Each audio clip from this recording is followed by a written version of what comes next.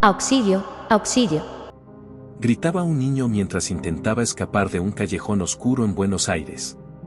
Pero nadie acudió a tiempo.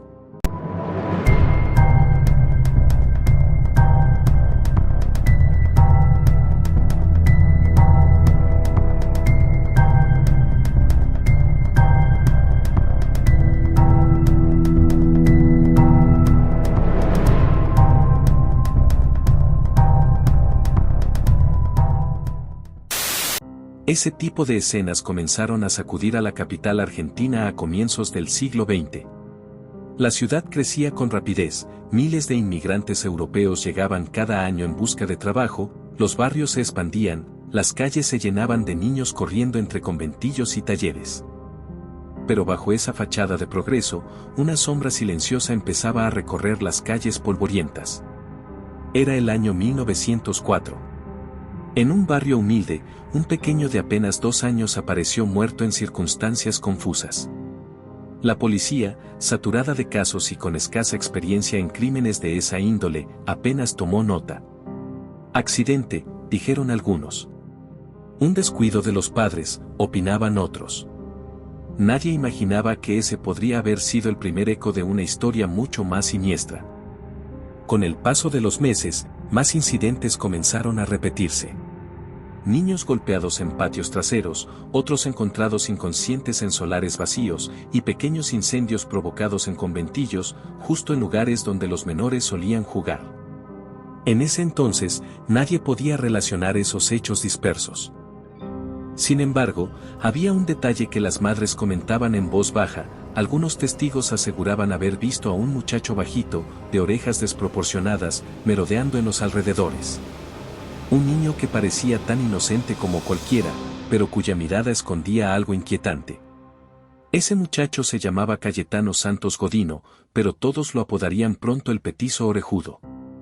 Tenía apenas 8 o 9 años cuando los rumores comenzaron a crecer, y lo que en un principio parecían simples travesuras se transformó en un reguero de miedo. La prensa porteña, siempre ávida de historias impactantes, comenzó a publicar notas sobre los misteriosos ataques a niños. Pequeños hallados golpeados en baldíos, titulaba la prensa. Los vecinos comentaban en voz baja que tal vez un loco andaba suelto. La palabra asesino en serie aún no formaba parte del vocabulario popular, pero lo que ocurría en Buenos Aires era precisamente eso, un depredador que, lejos de actuar en la sombra de la adultez, tenía rostro infantil. Lo más desconcertante era que, cada vez que lo descubrían en alguna travesura peligrosa, incendiar colchones, lastimar animales o empujar a niños menores, Cayetano recibía apenas una reprimenda y era enviado de nuevo a su casa. Es solo un chico travieso, decían los policías. Demasiado pequeño para entender lo que hace, aseguraban los jueces. Ese error de percepción sería fatal. Porque lo que se gestaba no era la historia de un niño problemático, sino la de uno de los criminales más aterradores que conoció Argentina. El Petizo Orejudo aún no había mostrado toda su crueldad. Pero las primeras señales estaban allí, los gritos de los chicos en los callejones, los incendios repentinos en los conventillos, las miradas inquietas de las madres que ya no querían dejar a sus hijos jugar en la calle. Y en medio de ese clima, Buenos Aires aprendía por primera vez lo que significaba vivir con miedo a un asesino invisible, un asesino que nadie quería aceptar que pudiera tener apenas 10 años de edad. En la historia de cada criminal, siempre hay un pasado que deja huellas. En el caso de Cayetano Santos Godino, ese pasado estuvo marcado por la violencia, la miseria y el abandono desde el primer día. Nació el 31 de octubre de 1896 en Buenos Aires, hijo de inmigrantes italianos. Su padre, Fiore Godino, era alcohólico y violento, su madre, María, apenas podía sostener el hogar en medio de la pobreza. De hecho, el propio Fiore estaba marcado por una enfermedad oscura, padecía sífilis, y los médicos creen que la transmisión congénita afectó al pequeño Cayetano desde antes de nacer. Eso explicaría su desarrollo lento, sus deformidades físicas y, quizás, la inestabilidad mental que lo acompañó toda su vida. De niño, el petizo era objeto de burlas constantes. Su baja estatura y sus orejas prominentes lo convertían en blanco fácil de los demás chicos del barrio. Orejas de murciélago, le gritaban. Ese apodo se transformó en un estigma, una cicatriz emocional que lo aislaba cada vez más. La soledad, mezclada con un ambiente familiar hostil, fue el terreno fértil donde comenzó a gestarse la oscuridad. Su padre, incapaz de mostrar afecto, descargaba la frustración con golpes y amenazas. La madre, resignada, lo protegía poco, convencida de que su hijo era incorregible. En la escuela, la situación no era mejor, era un alumno incapaz de concentrarse, con serias dificultades para leer y escribir, y con una conducta errática que preocupaba a los maestros. Cayetano pasaba más tiempo en la calle que en las aulas, vagando sin rumbo entre baldíos y conventillos. Pero lo más perturbador comenzó a manifestarse muy pronto, su fascinación por el fuego. A los 7 años, ya encendía fósforos en secreto, observando con placer cómo ardían pedazos de papel, colchones viejos o basureros improvisados. El fuego era para él una especie de compañía silenciosa, un espectáculo íntimo que lo hacía sentir poderoso. Esa obsesión piromaníaca lo acompañaría hasta el final de su vida. No era lo único. También mostró una crueldad temprana con los animales. Se cuenta que perseguía gatos y perros callejeros, y que más de una vez fue visto arrancando alas a pájaros o atando latas encendidas a la cola de los perros. Para los vecinos, era un travieso, para los psicólogos de hoy, eran señales claras de una mente profundamente perturbada. El pequeño Cayetano también experimentaba impulsos incontrolables de agredir a otros niños. No por dinero, no por venganza, simplemente por el deseo de verlos sufrir. Varias madres denunciaron que había intentado ahorcar a sus hijos con una soga o empujarlos hacia zanjas y pozos. Pero la policía, en aquella época, no prestaba demasiada atención. Es un chico, ya se le pasará, decían. Ese desprecio por las señales iniciales sería decisivo. En lugar de recibir ayuda, tratamiento o una intervención seria, Cayetano aprendió que podía hacer daño y salir impune. En 1904, cuando tenía apenas 8 años, cometió su primer acto que hoy se considera un intento de asesinato, atacó a un niño de 2 años, lo golpeó y lo dejó en un baldío creyendo que había muerto. El pequeño sobrevivió, pero nadie relacionó el hecho con él. La trayectoria de Cayetano parecía escrita desde temprano. Su padre lo llevó varias veces a médicos y comisarías, buscando corregirlo, pero lo único que recibía eran palizas y amenazas. Si no cambias, vas a terminar en la cárcel, le decía su padre. Aquellas palabras resultaron proféticas. A los 10 años, el petizo orejudo ya era conocido por todos en el barrio como un chico extraño, solitario y peligroso. Las madres lo evitaban, los niños lo temían, y la policía comenzaba a tomar nota de sus primeras fechorías. Pero lo peor aún estaba por llegar. Los pequeños incendios y los ataques aislados a otros niños pronto se transformarían en un patrón mucho más macabro. Porque Cayetano ya había descubierto algo, lastimar le producía un extraño placer. Y ese descubrimiento marcaría para siempre su destino. La niñez de Cayetano Santos Godino quedó atrás demasiado rápido, pero no porque hubiera madurado, sino porque sus impulsos oscuros se desataron sin control. Lo que comenzó como juegos crueles con animales y pequeños incendios en conventillos pronto se transformó en algo mucho más grave, ataques directos contra otros niños. El 28 de septiembre de 1906, cuando tenía apenas 10 años, cometió uno de sus primeros delitos documentados. Atrajo a un niño de 2 años, llamado Miguel de Paoli, hasta un terreno baldío. Allí lo golpeó brutalmente y lo dejó inconsciente. Un transeúnte intervino a tiempo y logró salvar al pequeño. La policía detuvo al petizo, pero por su corta edad no lo consideraron peligroso y lo liberaron rápidamente. Es demasiado chico para ir preso, anotaron en el expediente. Ese fue el error que permitió que la historia siguiera su curso. En 1908, Godino intentó otra vez. Engañó a una niña llamada Ana Neri, de apenas 18 meses, y la llevó a un descampado. La golpeó y trató de estrangularla con sus propias manos. Milagrosamente, un vecino escuchó los gritos y la rescató antes de que fuera demasiado tarde. Una vez más, Cayetano fue detenido y una vez más lo dejaron libre. Para las autoridades, el muchacho era inmaduro y necesitaba disciplina, no cárcel. Ese mismo año, en diciembre, incendió un galpón en la calle Corrientes. Las llamas consumieron colchones, muebles y madera acumulada. El fuego amenazó con propagarse a varias casas vecinas. Cuando lo atraparon, confesó sin remordimiento: «Me gusta ver cómo arde», dijo con absoluta frialdad. Lo enviaron por primera vez a la comisaría, pero su padre pagó la fianza y lo llevó a casa.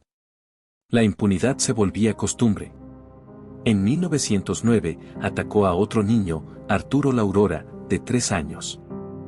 Lo condujo hasta un sitio apartado y lo golpeó hasta dejarlo inconsciente. Cuando la policía lo detuvo, Cayetano declaró: «Quería ver qué pasaba si seguía pegándole». Esa frialdad desconcertaba incluso a los agentes, pero nuevamente lo dejaron en libertad. El 5 de marzo de 1912, la violencia escaló a un punto irreversible. Godino encontró a un pequeño de 3 años, Reinaldo Russo, jugando en la vereda. Lo convenció de acompañarlo con la promesa de darle dulces. Lo llevó hasta un terreno baldío y allí intentó estrangularlo con un pañuelo. El niño sobrevivió gracias a la intervención de un hombre que pasaba por el lugar. Esta vez, la policía comenzó a sospechar seriamente de que aquel muchacho bajito, de orejas grandes, era más peligroso de lo que aparentaba. Pero Cayetano ya no se detenía. El 7 de septiembre de ese mismo año, prendió fuego a un almacén en la calle Pavón. El incendio fue tan grande que varias familias perdieron sus pertenencias. Cuando lo interrogaron, contestó con indiferencia: «Porque sí, porque quería». No mostró culpa ni miedo. Finalmente, llegó el primer asesinato confirmado. El 26 de septiembre de 1912, el petizo orejudo encontró a un niño de 13 años, Arturo Laurora, sí, el mismo al que había atacado años antes. Lo convenció de ir a jugar a un descampado, lo golpeó con una piedra y lo estranguló hasta matarlo. Esta vez nadie llegó a tiempo. El crimen conmocionó a la comunidad, pero aún así las autoridades no lograron conectar todos los casos anteriores. En diciembre de 1912, apenas 3 meses después, Cayetano atacó a Gualberto Bell, un niño de 3 años. Lo llevó a un baldío, lo ató y comenzó a enterrarlo vivo. Un policía, alertado por un vecino, lo descubrió en el acto. El pequeño fue rescatado y sobrevivió, pero la escena dejó helados incluso a los agentes más duros. Esa detención fue distinta. Esta vez la justicia no pudo mirar hacia otro lado. Cayetano fue internado en un reformatorio, pero su comportamiento allí fue aún más alarmante: se peleaba con los demás internos, maltrataba animales y seguía provocando incendios. Aún no tenía 16 años y ya era evidente que no era un simple niño travieso. La prensa comenzaba a hablar de él como un monstruo. Los vecinos lo señalaban en la calle, y las madres les prohibían a sus hijos jugar cerca de él. La policía, finalmente, reconocía que aquel muchacho de orejas grandes podía ser un asesino en potencia. Pero la historia apenas comenzaba. Lo que vendría después sería mucho más aterrador: la confirmación de que Cayetano Santos Godino no solo era violento, sino que tenía una necesidad incontrolable de matar. Amigos, si esta historia los está dejando con la piel de gallina, no olviden suscribirse al canal y dejar un like. Eso nos ayuda muchísimo a seguir trayéndoles más casos como este. Y ahora, volvamos con el relato. El año 1912 quedaría marcado a fuego en la memoria de Buenos Aires. Las calles estaban inquietas, los rumores sobre un niño asesino se multiplicaban, aunque muchos se negaban a creerlo. ¿Cómo puede ser un chico de apenas 15 años capaz de matar?, preguntaban en voz baja los vecinos. Pero las pruebas eran cada vez más contundentes. Tras el asesinato de Arturo Laurora, el petizo orejudo parecía más confiado que nunca. Ya no se conformaba con incendiar colchones o golpear a otros chicos, quería verlos morir. Y lo más perturbador era su manera de actuar: no se trataba de ataques impulsivos, sino de pequeños rituales. Primero ganaba la confianza de la víctima con dulces o promesas de juegos, luego los llevaba a un terreno baldío, y allí descargaba toda su violencia. El 8 de noviembre de 1912, Cayetano encontró a un niño llamado Roberto Russo, de 2 años. Lo convenció de caminar con él hasta un descampado, donde intentó estrangularlo con un cordel. La policía apareció justo a tiempo, alertada por unos transeúntes, y logró salvar al pequeño. Una vez más, el petizo fue detenido, y una vez más quedó libre por ser menor de edad. Ese fue el gran error que le permitió continuar su escalada. El 3 de diciembre de 1912, Buenos Aires conoció el crimen más brutal de Godino. En la esquina de las calles Pavón y Entre Ríos, se encontró con un niño de 3 años, llamado Gesualdo Giordano. Lo llevó hasta una bodega abandonada con la excusa de jugar. Una vez allí, lo golpeó, lo ató con una cuerda y lo intentó estrangular. Cuando el niño luchó por su vida, Cayetano tomó un clavo de hierro y se lo clavó en la cabeza, provocándole la muerte. Después, en un gesto macabro, encendió un fuego dentro de la bodega para intentar quemar el cuerpo. El humo alertó a los vecinos, que llegaron corriendo al lugar. Cuando abrieron la puerta, encontraron la escena dantesca, el pequeño Gesualdo sin vida, con señales evidentes de violencia. Los testigos aseguraron haber visto salir minutos antes a un muchacho de orejas grandes y aspecto extraño. La policía no tardó en identificarlo, era el mismo chico que ya tenía antecedentes por incendios y ataques a otros niños. El escándalo estalló en la prensa. Los diarios titulaban con letras enormes: "El niño asesino aterroriza a Buenos Aires". Por primera vez, el nombre de Cayetano Santos Godino aparecía en las portadas. La ciudad entera hablaba de él, algunos lo llamaban demonio, otros monstruo, y todos coincidían en que jamás habían visto algo semejante. El clima de terror se extendió como un incendio. Las madres ya no dejaban salir a sus hijos solos ni siquiera para ir a la tienda. Los conventillos, siempre llenos de juegos y bullicio, quedaban en silencio al caer la tarde. "El petizo orejudo anda suelto", murmuraban los vecinos. Lo más inquietante era la actitud del propio Cayetano. Cuando la policía lo interrogaba, se mostraba frío, distante, casi indiferente. Llegó a confesar: "Me gusta hacerlo, no puedo evitarlo". No había arrepentimiento en sus palabras, solo una extraña mezcla de placer y resignación. El caso de Gesualdo Giordano fue el punto de no retorno. Las autoridades, presionadas por la prensa y por la indignación popular, entendieron que no podían seguir tratándolo como a un niño travieso. Tenían frente a sí a un verdadero asesino serial en formación, un muchacho que, a pesar de su corta edad, había demostrado una y otra vez que matarle resultaba tan natural como respirar. En diciembre de 1912, Cayetano fue finalmente arrestado y enviado a un instituto correccional. Pero la historia no terminó allí. Dentro de la institución, su conducta fue igual de violenta, peleaba con otros internos, atacaba a los guardias y trataba de incendiar colchones. Los psicólogos de la época, sin herramientas modernas, apenas podían describirlo como un degenerado moral. El petizo orejudo había cruzado la línea definitiva. Ya no había dudas, su escalada de violencia lo había transformado en uno de los criminales más temidos de la Argentina. Y aunque estaba bajo custodia, la sociedad seguía temblando. Porque lo que aterraba no era solo lo que había hecho, sino el hecho de que todo había comenzado con un niño. El caso de Gesualdo Giordano, aquel niño de 3 años hallado muerto en una bodega, desató una tormenta sin precedentes en Buenos Aires. Los diarios, siempre ávidos de titulares sensacionalistas, se encargaron de multiplicar el miedo. "El petizo orejudo, monstruo infantil", escribía la crítica. "Un demonio disfrazado de niño recorre las calles", replicaba La Nación. La opinión pública estaba en llamas. Las familias de los barrios populares ya no dejaban a sus hijos jugar en la calle. Los conventillos, que solían ser hervideros de juegos y risas, se volvieron silenciosos al caer la tarde. Las madres cerraban las puertas con llave y llamaban a los más pequeños a gritos, temiendo que el petizo pudiera aparecer en cualquier esquina. El miedo se convirtió en un habitante más de Buenos Aires. La presión sobre la policía era insoportable. Los agentes sabían que lo habían tenido en sus manos varias veces y lo habían dejado escapar. La lista de errores era larga. Lo detuvieron en 1906 por agredir a Miguel de Paoli y lo liberaron por ser demasiado chico. En 1908 intentó estrangular a Ana Neri, fue arrestado y volvió a casa. Incendió almacenes y conventillos, pero lo trataron como a un vago peligroso, no como a un criminal.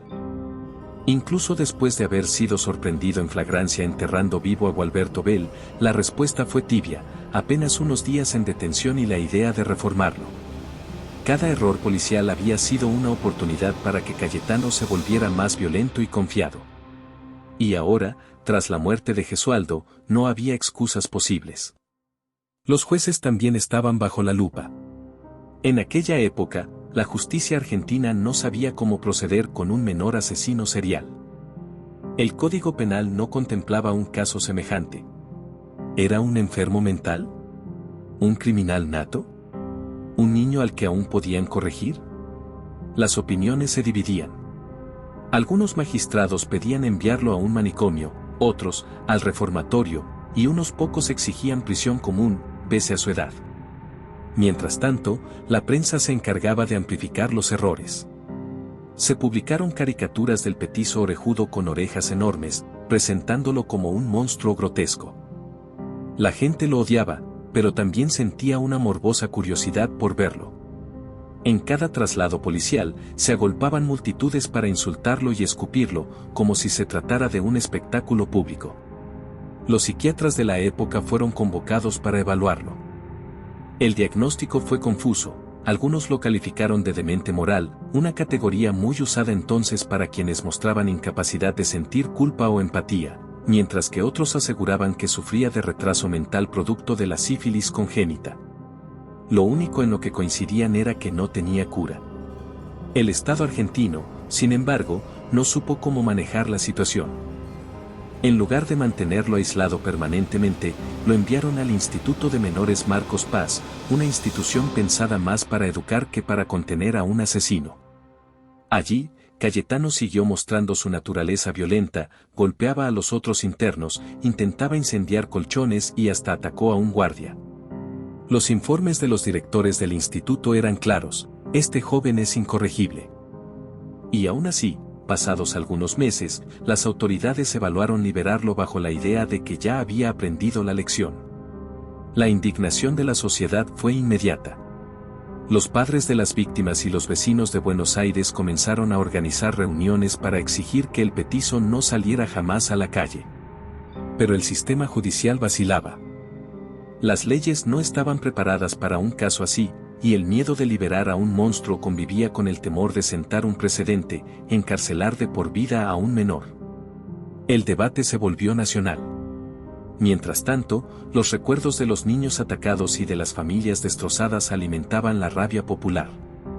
No era solo el dolor por las vidas perdidas, era también la certeza de que todo se podría haber evitado si la policía hubiera actuado con firmeza desde el principio. El petizo orejudo ya no era solo un criminal, se había convertido en un símbolo de la incapacidad del Estado. Y esa presión social, sumada a los errores policiales acumulados, empujaría finalmente a las autoridades a tomar una decisión que marcaría el destino de Cayetano.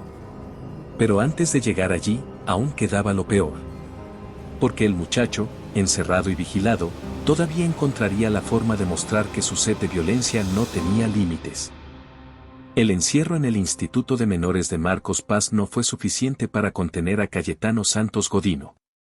Al contrario, su estancia allí solo confirmó lo que muchos ya intuían: aquel muchacho era incapaz de convivir sin atacar, sin lastimar, sin descargar la oscuridad que lo dominaba. Los guardias escribían en sus reportes: agresivo con los internos, destructivo con las instalaciones, irrefrenable en sus impulsos. Pero la burocracia judicial y el desconcierto legal hicieron lo impensado, lo liberaron a mediados de 1913, con apenas 16 años cumplidos. La idea era darle otra oportunidad de integrarse en sociedad. La sociedad entera tembló. Cayetano regresó a las calles de Buenos Aires y, en cuestión de semanas, demostró que nada había cambiado. Su primera víctima tras la liberación fue un niño de apenas 3 años, Gualberto Espósito, a quien intentó estrangular en un descampado. El pequeño sobrevivió gracias a la intervención de un transeúnte, pero la noticia encendió nuevamente las alarmas. El petizo sigue suelto, titulaban los diarios. La ciudad vivía en estado de pánico. Las madres no dejaban a sus hijos jugar ni en las veredas, los padres se organizaban en rondas nocturnas para vigilar los conventillos. El nombre de Cayetano ya no era el de un niño, era el de un monstruo urbano que acechaba en los baldíos y esquinas oscuras. Pero lo peor estaba aún por suceder.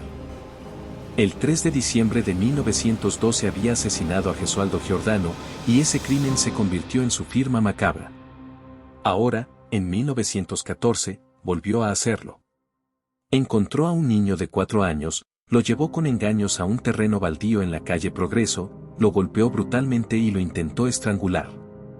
Esta vez, los vecinos llegaron demasiado tarde, el pequeño estaba sin vida. Lo más perturbador fue lo que ocurrió después. Cayetano regresó a la escena del crimen al día siguiente.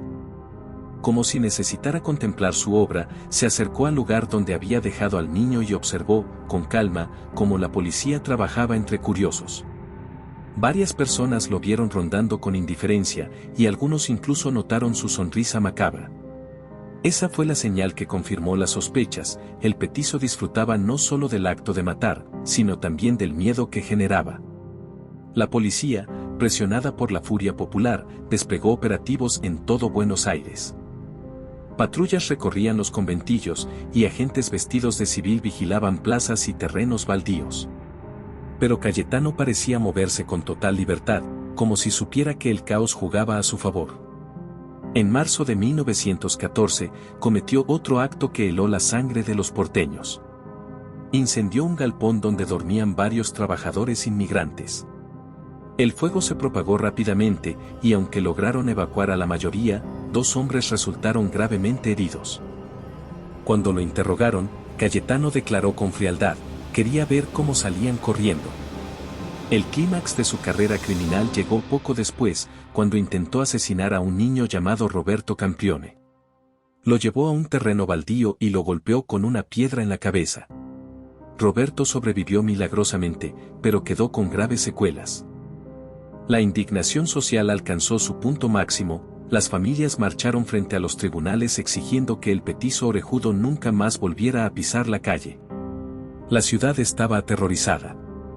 Las madres hablaban de él como si fuera el hombre del saco de las leyendas, solo que esta vez era real. Buenos Aires había conocido ladrones, asesinos y delincuentes de todo tipo, pero jamás un monstruo tan joven, tan despiadado y tan reincidente. Finalmente, tras el intento de asesinato de Campione, la policía actuó con decisión. Cayetano fue arrestado nuevamente y llevado a juicio. Durante los interrogatorios, confesó varios de sus crímenes con un tono gélido, casi orgulloso. Cuando le preguntaron por qué lo hacía, respondió: me nace, me gusta hacerlo. La confesión dejó helados incluso a los jueces más experimentados.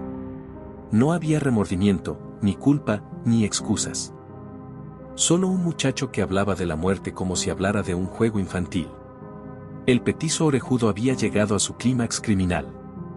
Tenía apenas 17 años, pero ya había dejado tras de sí una estela de incendios, niños golpeados, intentos de asesinato y al menos 2 muertes confirmadas. El monstruo de orejas grandes ya no era un rumor, era la prueba viviente de que la maldad podía habitar incluso en el cuerpo de un adolescente. La ciudad exigía justicia. Y esta vez, las autoridades no podrían fallar.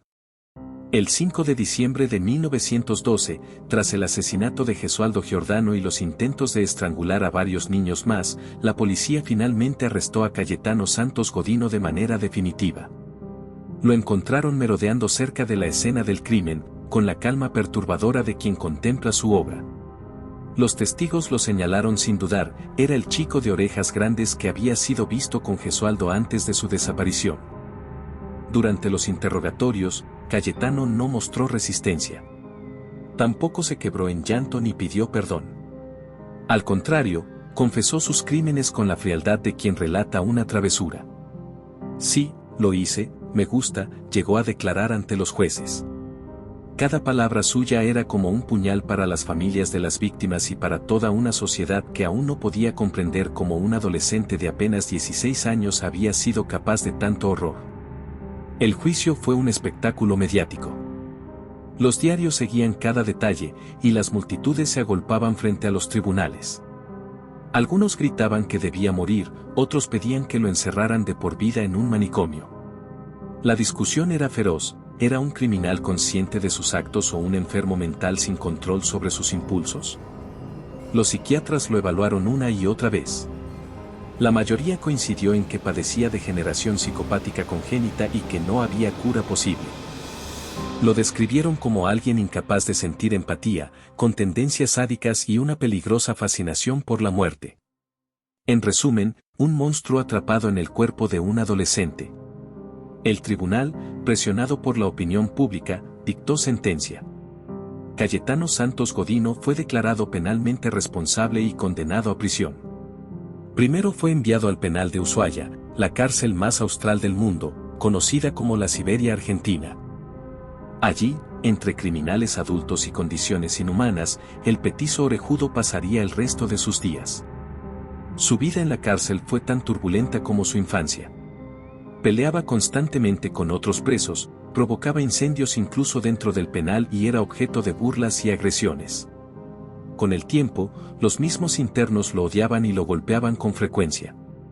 Cayetano, incapaz de defenderse, pasó de verdugo a víctima dentro de aquellas paredes de piedra. En 1944, tras más de 30 años de encierro, murió en prisión. Algunos dicen que fue por problemas de salud derivados de la sífilis, otros, que lo mataron a golpes los propios presos hartos de su conducta. Lo cierto es que murió solo, olvidado, reducido a una nota marginal en los registros del penal de Ushuaia. Pero su nombre no se borró de la memoria colectiva. El petizo orejudo quedó grabado como el primer asesino serial documentado en la historia argentina. Su caso fue estudiado por criminólogos y psiquiatras durante décadas, convertido en un símbolo del mal en estado puro y en un recordatorio aterrador de que la violencia puede anidar incluso en la niñez. Las calles de Buenos Aires jamás olvidaron los días en que un niño con orejas grandes sembró el terror entre conventillos y baldíos. Y aunque su historia terminó entre los muros de una cárcel helada en el fin del mundo, su sombra aún sobrevuela cada relato de Crónica Roja. Porque lo más perturbador no fue lo que hizo, sino su edad al hacerlo. Un adolescente que se convirtió en monstruo y un sistema que no supo detenerlo a tiempo. Claqueta. Y así concluye la crónica de Cayetano Santos Godino, el petizo orejudo, el niño asesino que marcó a fuego la historia criminal de Argentina. Gracias por acompañarme hasta el final de este relato oscuro. Si quieres seguir descubriendo más casos impactantes de crímenes reales, suscríbete al canal y activa la campanita. Tu apoyo es fundamental para que sigamos contando estas historias.